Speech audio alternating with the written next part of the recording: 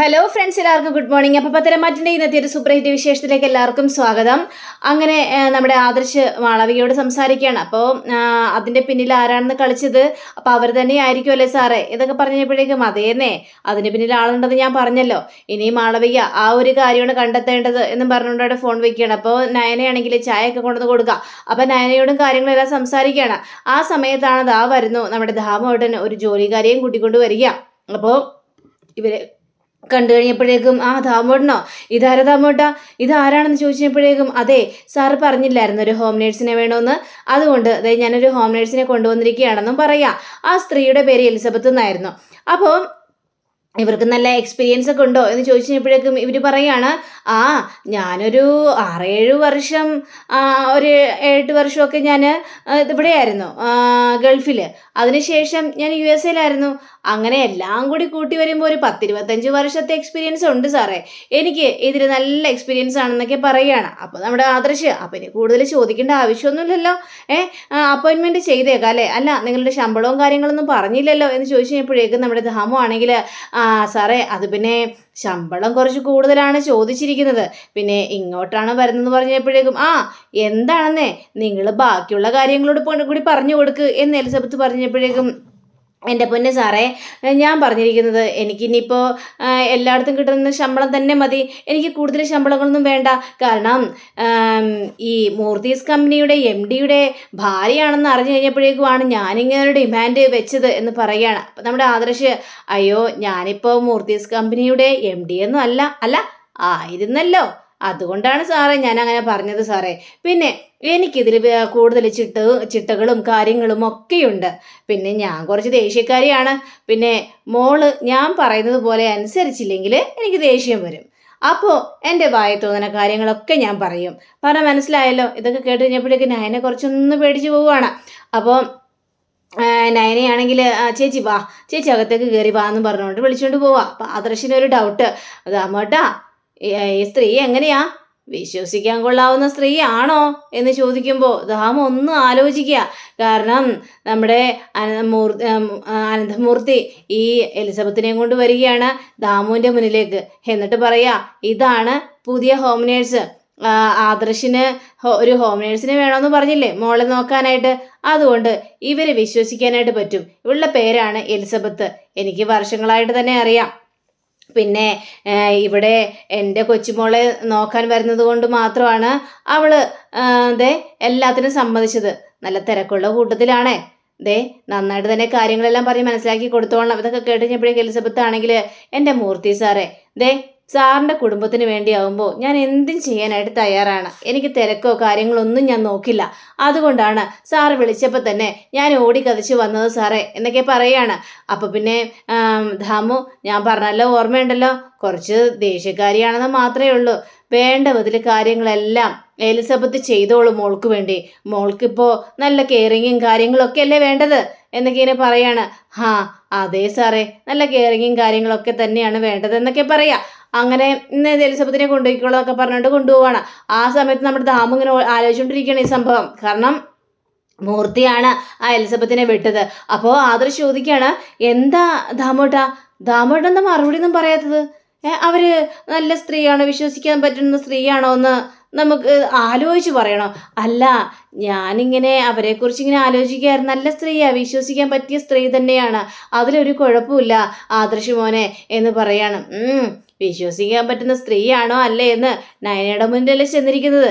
നയനയ്ക്ക് ഒരാളെ കണ്ടു കഴിഞ്ഞിട്ടുണ്ടെങ്കിലേ അവരെക്കുറിച്ച് നന്നായിട്ട് മനസ്സിലാക്കാനായിട്ട് സാധിക്കും. വിശ്വസിക്കാൻ പറ്റാത്ത സ്ത്രീ അല്ലെങ്കിൽ അവൾ അപ്പം തന്നെ പറഞ്ഞു വിടും, ഒന്നും ആലോചിക്കില്ല. ഇല്ല മോനെ ആ സ്ത്രീയെ കൊണ്ട് ഒരു കുഴപ്പമില്ല, പിന്നെ പറയുന്ന കാര്യങ്ങൾ മുഖത്തടിച്ച് പറയുന്നു മാത്രമേ ഉള്ളൂ. അതെ മോൻ്റെ ഭാര്യയാണെന്ന് അറിഞ്ഞപ്പോഴാണ് ഓടി വന്നത്, പിന്നെ നമ്മൾ ശമ്പളം കുറച്ച് കൂട്ടി കൊടുത്താൽ മാത്രം മതി, അവരിതൊക്കെ കൊണ്ടാണല്ലോ കഴിയുന്നത്, അപ്പോൾ നല്ല ഡിമാൻഡുള്ള സ്ത്രീയാണെന്നൊക്കെ അവിടെ പറയണം. ആയിക്കോട്ടെ നമുക്ക് നോക്കാൻ വഴിയേ, എന്താണ് ഏതാണ് സംഭവിക്കാൻ പോകുന്നതെന്ന് നമുക്കൊന്ന് നോക്കാലോ എന്നൊക്കെ ഇങ്ങനെ സംസാരിക്കുകയാണ്. അങ്ങനെ പിന്നീട് നമ്മുടെ ധാമുവിനൊരു കോള് വരികയാണ്, അത് മൂർത്തി മുത്തശ്ശിൻ്റെ കോളായിരുന്നു. അപ്പോൾ മൂർത്തി സാറിൻ്റെ കോള് കണ്ടു കഴിഞ്ഞപ്പോഴേക്കും സാറേ എന്താ സാറേ വിളിച്ചത്, എങ്ങനെയുണ്ടോ ഞാനടിച്ച ഹോം നേഴ്സ് എലിസബത്ത്, അവളെ നിങ്ങൾക്ക് എല്ലാവരും പരിചയപ്പെടുത്തി കൊടുത്തു എന്ന് ചോദിച്ചപ്പോഴേക്കും പരിചയപ്പെടുത്തിയൊക്കെ കൊടുത്തു സാറേ, പക്ഷേ ഈ ആദർശ് മോന് ഭയങ്കര സംശയമാണ്. ആ എങ്ങനെയുണ്ട് സ്ത്രീ, വിശ്വസിക്കാൻ കൊള്ളാവുന്ന സ്ത്രീയാണോ എന്നൊക്കെയാണ് ആദർശ് മോൻ എന്നോട് ചോദിച്ചത്. എന്നിട്ട് ചെപ്പോഴേക്കും താനെന്ത് പറഞ്ഞടോ? അത് പിന്നെ ഞാൻ എന്ത് പറയാനാണ് സാറേ, പൂർണ്ണമായിട്ടും വിശ്വസിക്കാം, എന്നെക്കാലം വിശ്വസിക്കാം എന്നാണ് ഞാൻ ആദർശ് മോനോട് പറഞ്ഞത്. എടോ അല്ലെങ്കിലും അത് അങ്ങനെ തന്നെയാടോ. അവൾ ഒരു സാലറി നിശ്ചയിച്ചിട്ടൊക്കെ ഉണ്ട്, പക്ഷേ അതിനേക്കാൾ കൂടുതൽ സാലറി ഞാൻ അവൾക്ക് കൊടുത്തോളാം. അങ്ങനെ കർശനക്കാരിയൊന്നുമല്ല. പിന്നെ മോളുടെ കാര്യം നല്ല ഭംഗിയായിട്ട് തന്നെ അവൾ നോക്കിക്കോളും. അവൾ നല്ല എക്സ്പീരിയൻസ് ഉള്ള കൂട്ടത്തിലാണല്ലോ, അപ്പോൾ നല്ല ഭംഗിയായിട്ട് തന്നെ നോക്കിക്കോളും എന്നും പറയാണ്. അതെ സാറേ, ഞാനിത് അവരോട് പറയുകയും ചെയ്തു, എലിസബത്തിനെ കുറിച്ച് ഓർത്തൊന്നും ഒരു ടെൻഷനും വേണ്ട എന്ന്. പിന്നെ ഞാൻ എലിസബത്തിനെ തന്നെ അങ്ങോട്ട് വിട്ടതേ. ആദർശാണെങ്കിൽ ഓരോ കാര്യങ്ങളായിട്ട് നടക്കണല്ലേ. അതേ സാറേ, ആ AN ജ്വല്ലറിയുടെ പിന്നാലെ തന്നെയാണ് ആദർശ് മോൻ്റെ പിന്നാലെ നയന മോളും പോകും. അതാണ് സാറേ എനിക്ക് ഏറ്റവും വലിയ സങ്കടം. അപ്പോൾ പിന്നെ ഒരു ഹോം നേഴ്സ് ഇവിടെ ഉണ്ടെങ്കിൽ ആ ഒരു പോക്കൽ ഒഴിവാക്കാമല്ലോ സാറേ. അതേടോ, ആ ഒരു കാര്യം എനിക്കറിയാവുന്നത് കൊണ്ടാണ് ഞാൻ മുൻകൂട്ടി തന്നെ ഈ കാര്യങ്ങളൊക്കെ ചെയ്തത് എന്ന് പറയാണ്. എന്നിട്ട് AN ജ്വല്ലറി പോയിട്ട് എന്തൊക്കെയുണ്ടോ കാര്യങ്ങളൊക്കെ എന്ന് ചോദിച്ചപ്പോഴേക്കും തെരച്ചിൽ നടക്കുകയാണ്, ഇതിന് പിന്നിൽ ആരോ കളിച്ചിട്ടുണ്ടെന്ന് തന്നെയാണ് ആദർശ് മോൻ പറയുന്നത് എന്നൊക്കെ പറയാം. ശരി, ഇനി കൂടുതൽ സംസാരിച്ചു കഴിഞ്ഞിട്ടുണ്ടെങ്കിൽ പ്രശ്നമാകുമെന്ന് പറഞ്ഞുകൊണ്ട് ഫോൺ വയ്ക്കുകയാണ്. അങ്ങനെ പിന്നീട് കാണിക്കുന്നത് നമ്മുടെ നവീനെയാണ്. അപ്പോൾ നവീന് ഡ്രസ്സൊക്കെ കൊടുത്ത് വരികയാണ്. അപ്പോൾ അവിടുത്തെ കുമ്പസ്ഥനാണെങ്കിൽ എന്താണിത്, ഇതിനേക്കാളും നല്ല ഷർട്ട് ഉണ്ടായിരുന്നല്ലോ, എന്നിട്ട് ഈ ഒരു മുഷിഞ്ഞ ഷർട്ടായിട്ടിരുന്നത്. മുഷിഞ്ഞ ഷർട്ടോ? തനിക്കെന്താ കണ്ണിൽ വല്ല മത്തങ്ങം കയറിയിരിക്കുവാണോ? ഞാൻ നല്ല ഷർട്ട് തന്നെ ഇട്ടിരിക്കുന്നത്. അല്ല, ഇതിനേക്കാളും നല്ല ഷർട്ട് ഉണ്ടായിരുന്നല്ലോ, അപ്പോൾ പിന്നെ അതിടായിരുന്നല്ലോ. അയ്യടാ, നിങ്ങളുടെ പറച്ചിലേക്ക് ഞാനെന്തോ പെണ്ണ് കാണാൻ പോകുന്നത് പോലെയാണല്ലോ തോന്നുന്നത് എന്നൊക്കെ പറഞ്ഞപ്പോഴേക്കും അതൊന്നുമല്ല. എടോ സത്യം പറ, നമ്മൾ എങ്ങോട്ടാ പോകുന്നത്? പെണ്ണ് കാണൽ ചടങ്ങിന് എല്ലാടോ പോകുന്നത്? തനിക്കറിയാല്ല കാര്യങ്ങൾ, താൻ എന്നോട് പറയാത്തതല്ലേ? അയ്യോ എൻ്റെ പൊന്നു കുഞ്ഞെ, എനിക്കറിയില്ല, എന്നോട് ഒരു കാര്യവും പറഞ്ഞിട്ടില്ല. പിന്നെ അവരെന്നോട് പറയോ? കുഞ്ഞൊന്ന് ആലോചിച്ച് നോക്കിക്കണ്ടേ. അല്ല, കുഞ്ഞിൻ്റെ കല്യാണം നടക്കാൻ വേണ്ടി നിങ്ങളെ ഏതെങ്കിലും അമ്പലത്തിൽ പോയി വഴിപാടൊക്കെ കഴിക്കാനായിരിക്കും മോനെയും കൂട്ടി പോകുന്നത്, അല്ലാതെ വേറൊന്നും ആയിരിക്കില്ല. പിന്നെ വഴിപാട് കഴിക്കാനായിട്ട് എന്തായാലും പെണ്ണിനെ എനിക്കും ഇഷ്ടമാവണ്ടേ? എൻ്റെ സ്വഭാവത്തിനനുസരിച്ച് പോകണ്ടേ? എന്നാൽ മാത്രമല്ലേ കല്യാണം നടക്കുള്ളൂ. അതൊക്കെ എനിക്കറിയില്ല കുഞ്ഞെ, നിങ്ങളായി നിങ്ങളുടെ പാടായി. പിന്നെ ആ ഒരു നീല കളർ ഷർട്ട് ഉണ്ടല്ലോ, ആ ഷർട്ട് ഇട്ടാൽ പോരെ എന്ന് ചോദിക്കുമ്പോൾ എന്താ ആ ഷർട്ട് തന്നെ, ഈ ഷർട്ട് ഇട്ടിട്ട് എന്താ കുഴപ്പം? അല്ല, ഈ ഷർട്ട് ഇട്ടു, അല്ലെങ്കിലും കൊച്ചു സുന്ദരനാണല്ലോ. അയ്യടാ, എന്നെ അത്ര വലിയ പുകഴ്ത്തലൊന്നും വേണ്ട, അത്ര വലിയ സുന്ദരനും അല്ല ഞാൻ. പിന്നെ തരക്കേടില്ലാത്ത മുഖമാണ് എനിക്കുള്ളത്, അതുകൊണ്ട് കുഴപ്പമൊന്നുമില്ല. തരക്കേടില്ലാത്ത മുഖം തന്നെയാണ് മോൻ, ഞങ്ങളുടെ മുന്നിൽ സുന്ദരൻ തന്നെയാണ്. മനസ്സുകൊണ്ടും സ്വഭാവം കൊണ്ടും മുഖം കൊണ്ടും ഒക്കെ സുന്ദരനാണ് കുഞ്ഞ് എന്നും പറഞ്ഞുകൊണ്ട്. അയ്യോടാ, ഒരുപാട് അങ്ങോട്ട് പുകഴ്ത്തല്ലേടോ. എനിക്കതങ്ങോട്ട് തീരെ ഇഷ്ടപ്പെടുന്നില്ല. ഇയാളുടെയൊക്കെ ചുറ്റിക്കളി കാണുമ്പോൾ എനിക്ക് വല്ലാത്തൊരു സംശയമൊക്കെ ഉണ്ട് എന്നൊക്കെ നവീൻ ഇങ്ങനെ സംസാരിക്കുക. അങ്ങനെ പിന്നീട് കാണിക്കുന്നത് മൂർത്തി മുത്തശ്ശിനെയാണ്. അപ്പം മുത്തശ്ശിൻ്റെ അരികിൽ നമ്മുടെ മുത്തശ്ശി വന്നിരിക്കുകയാണ്. അതേ, എന്തായി? ഇങ്ങേര് ഹോം നേഴ്സിനെ ഒപ്പിച്ചു കൊടുത്തായിരുന്നോ? പിന്നെ അല്ലാതെ അവൾ അവിടെ ചെന്ന് ജോലിയും തുടങ്ങിക്കഴിഞ്ഞു. ഇനി നയന മോൾക്ക് ഒന്നും കൊണ്ടും പേടിക്കേണ്ട ആവശ്യമൊന്നുമില്ല. പിന്നെ ആദർശ് മോന് ചില സംശയങ്ങളൊക്കെ വന്നു എന്നാണ് പറഞ്ഞത്. ഇവരെ വിശ്വസിക്കാനായിട്ട് കൊള്ളാവോ, ഇവർ ഏതാൾക്കാരിയാണ് എന്നൊക്കെ ചോദിച്ചു അത്രേ. ദാമുവിനോട് ഞാൻ കാര്യങ്ങളൊക്കെ പറഞ്ഞിട്ടുണ്ടേ. പിന്നെ ആദർശാണെങ്കിൽ ആ AN ജ്വല്ലറിയുടെ പിന്നാലെ തന്നെയാണ്. അതുകൊണ്ട് മോളെ നോക്കാനുള്ള സമയമൊന്നും ഉണ്ടാവില്ല. അതുകൊണ്ട് ഞാനൊരു ഹോം നേഴ്സിനെ എത്രയും പെട്ടെന്ന് അവിടെ എത്തിച്ചത് എന്നൊക്കെ ഇങ്ങനെ പറയാം. അങ്ങനെ പറയുമ്പോൾ അതേതായാലും നന്നായി. എലിസബത്ത് തന്നെ നമ്മൾ വർഷങ്ങളായിട്ട് പരിചയമുള്ള ഒരു സ്ത്രീ തന്നെയാണല്ലോ. അതുകൊണ്ട് എലിസബത്തിനെ കൊണ്ട് വലിയ പ്രശ്നങ്ങളൊന്നും ഉണ്ടാവില്ല. നയന മോൾക്ക് എല്ലാം കൊണ്ട് നല്ലത് തന്നെ ആയിരിക്കും അതെന്നൊക്കെ മുത്തശ്ശനും മുത്തശ്ശിയൊക്കെ ഇങ്ങനെ സംസാരിക്കാം. അങ്ങനെ സംസാരിച്ചുകൊണ്ടിരിക്കുന്ന സമയത്താണ് ആ ഒരു വണ്ടി വരുന്നത് കാണുന്നത്. അപ്പോൾ കാറിൻ്റെ ഉള്ളിൽ നിന്ന് നമ്മുടെ നവീൻ ഇറങ്ങുക. അപ്പം നവീൻ ചോദിക്കണം, ഇങ്ങോട്ടാണോ വന്നത്? ഇതെന്താ ഇങ്ങോട്ട് വന്നത്? എന്നിട്ട് എന്നോടൊരു വാക്ക് പോലും പറഞ്ഞില്ലല്ലോ. നിന്നോട് പറയണ എന്തിനാണ്? ഒരു സർപ്രൈസ് ആയിട്ട് വെക്കാമെന്ന് ഞാൻ വിചാരിച്ചു. എന്നാലും മുത്തശ്ശി ഇത് വല്ലാത്തൊരു കൊടുംചതിയായിപ്പോയി കേട്ടോ. ഇങ്ങോട്ട് വരുമ്പോൾ ഒന്ന് പറയായിരുന്നു. നീ ഏതായാലും വണ്ടിയിൽ നിന്ന് ഇറങ്ങും മോനെ എന്ന് പറഞ്ഞ് ഇവർ മൂന്നൊരു വണ്ടിയിൽ നിന്ന് ഇറങ്ങാം. വണ്ടിയിൽ നിന്ന് ഇറങ്ങി നേരെ കയറി ചെന്ന് കഴിഞ്ഞപ്പോഴേക്കും ഇതാരാ വന്നിരിക്കുന്നത്? നവീനോ എന്നൊക്കെ പറഞ്ഞുകൊണ്ട് ക്ഷണിച്ച് അങ്ങനെ ഇരുത്തുക. അല്ല, ഇതെന്താ പെട്ടെന്നൊരു വരവ് മൂർത്തി മുത്തശ്ശനോട് അപ്പോൾ പറഞ്ഞായിരുന്നോ? പിന്നല്ലാതെ നിങ്ങൾ വരുമെന്ന് എനിക്ക് നേരത്തെ അറിയാമായിരുന്നല്ലോ.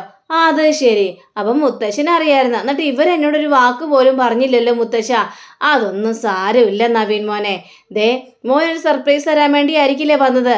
അപ്പോൾ ജലജയും പിന്നെ ദേവയാനിയും പിന്നെ ജയനൊക്കെ വരികയാണ്. അപ്പോൾ ജയൻ പറയാ, അല്ല എന്താച്ചാ പ്രത്യേകിച്ച് എന്തെങ്കിലും പെണ്ണ് കാണൽ ചടങ്ങാണോ? അതെ, പെണ്ണ് കാണൽ ചടങ്ങ് തന്നെയാണ് അച്ഛാ. എന്നിട്ട് ഞങ്ങളോടൊരു വാക്ക് പോലും പറഞ്ഞില്ലല്ലോ അച്ഛാ.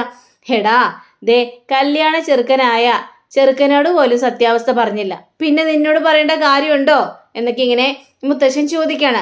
ജലജെ അവന്തികയെ വിളിച്ചിട്ട് വാ. അപ്പോൾ അവന്തികയെ വിളിച്ചോട്ട് വരിക.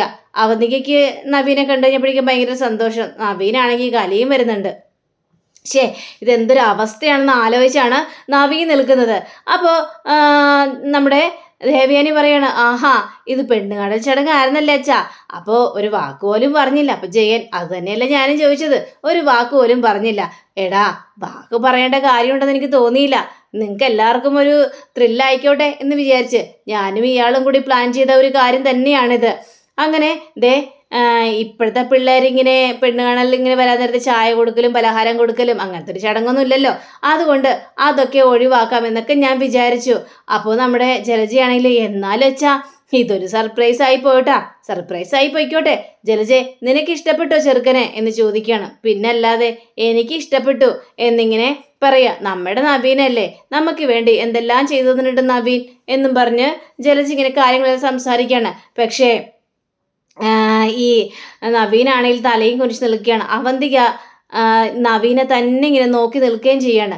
അവന്തികയ്ക്ക് ഏതായാലും നമ്മുടെ നവീനെ ഭയങ്കര ഇഷ്ടപ്പെട്ടു. അങ്ങനെ അവന്തിക നേരെ അച്ഛൻ്റെ അടുത്തേക്ക് ചെല്ലുക. അപ്പം അച്ഛൻ ചോദിക്കുകയാണ്, എങ്ങനെയുണ്ട് മോളെ ചെറുക്കനെ മോൾക്ക് ഇഷ്ടപ്പെട്ടോ എന്ന് ചോദിക്കുമ്പോൾ, അച്ഛാ അത് പിന്നെ നവീനേട്ടനല്ലേ അച്ഛാ. നവീനേട്ടനെ എനിക്ക് നേരത്തെ മുതൽ അറിയാലോ. പിന്നെ നല്ല സ്വഭാവക്കാരനാണ്. അതുമാത്രമല്ല മൂർത്തീസ് ഇതിലെ ഒരു വക്കീൽ തന്നെയാണല്ലോ. ഒരു വലിയൊരു അപകടത്തിൽ നിന്നല്ലേ നവീനേട്ടൻ രക്ഷിച്ചത്. അതേ മോളെ. അല്ല അച്ഛാ, അച്ഛന് ഇഷ്ടമായോ? അച്ഛനൊരു വാക്ക് പറഞ്ഞാൽ മാത്രമേ ഞാൻ നവീനേട്ടനെ കല്യാണം കഴിക്കുള്ളൂ, അല്ലെങ്കിൽ ഞാനിതിൽ നിന്ന് പിന്മാറും. പിന്നെ മോളെ അച്ഛന് ഇഷ്ടമായെന്നേ. അച്ഛൻ ഇതിൽ യാതൊരു മടുപ്പുമില്ല, കുഴപ്പവുമില്ല. പിന്നെ നരസിംഹമൂർത്തി എന്നൊക്കെ പറയുമ്പോഴൊക്കെ ഇതേ നമുക്ക് വലിയൊരു ഡിമാൻഡാ. വലിയൊരു വക്കീല് തന്നെയായിരുന്നു. അദ്ദേഹത്തിൻ്റെ കൊച്ചുമോൻ അതിനേക്കാളും മിടുക്കനാണെന്ന് പറയുമ്പോൾ പിന്നെ ഞാനതിൽ നോ പറയേണ്ട കാര്യമുണ്ടോ മോളെ? എനിക്കിതിൽ പൂർണ്ണ സമ്മതം തന്നെയാണ് അച്ഛാ. എനിക്ക് സന്തോഷമായി അച്ഛാ. അച്ഛൻ നോ പറയാന്നുള്ളൊരു സങ്കടത്തിൽ നിൽക്കുകയായിരുന്നു ഞാൻ. പിന്നെ മോളെ നോ പറയേണ്ട കാര്യമൊന്നുമില്ല. ഇത്രയും നല്ലൊരു വക്കീല് നമ്മുടെ കുടുംബത്തിലുള്ളത് നല്ല തന്നെയാണ്. അഥവാ നമുക്ക് എന്തെങ്കിലും കേസ് വാദിക്കാനായിട്ട് ദേ നവീൻ കൂടെ നിൽക്കുമല്ലോ അച്ഛാ. അതങ്ങനെ വിട്ടുവീഴ്ചയില്ലാത്തൊരു വക്കീലാണ് നവീനേട്ടൻ. എടാ മോളെ, ഏത് വിട്ടുവീഴ്ചയില്ലാത്ത വക്കീലാണെങ്കിൽ ഭാര്യയുടെ മുന്നിൽ ഏത് ഭർത്താക്കന്മാരും മുട്ടുമടക്കും. അതേപോലെ തന്നെ നവീനും ചെയ്യുക തന്നെ ചെയ്യും. പിന്നെ അച്ഛാ എൻ്റെ കല്യാണത്തിന് അച്ഛൻ പന്തലിലുണ്ടാവില്ലേ എന്ന് ചോദിച്ചപ്പോഴേ, തീർച്ചയായിട്ടും ഉറപ്പായിട്ടും പന്തലിലുണ്ടാകും അച്ഛാ. അപ്പോൾ വല്ല പ്രശ്നങ്ങളും ഉണ്ടാക്കും അച്ഛാ? എന്ത് പ്രശ്നങ്ങൾ ഉണ്ടാക്കാനായിട്ട്? ഒരു പ്രശ്നവും സംഭവിക്കാനായിട്ട് പോകുന്നില്ല. അപ്പോഴത്തേക്കും മൂർത്തീസിൻ്റെ ആൾക്കാരൊക്കെ മുഴുവനും ദേ ഒരു കാഴ്ചക്കാർ മാത്രമായിരിക്കും മോളെ. നിന്നെ ഞാനായിരിക്കും കൈ പിടിച്ച് ഏൽപ്പിക്കാനായിട്ട് പോകുന്നത്.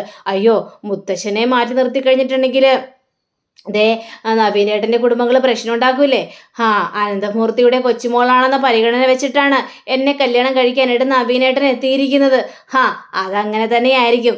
ഈ കല്യാണ കാർഡും കല്യാണ നിശ്ചയവും എല്ലാം കൊടുത്തു കഴിഞ്ഞിട്ടായിരിക്കുള്ളൂ സത്യാവസ്ഥ എല്ലാവരും അറിയാനായിട്ട് പോകുന്നത്.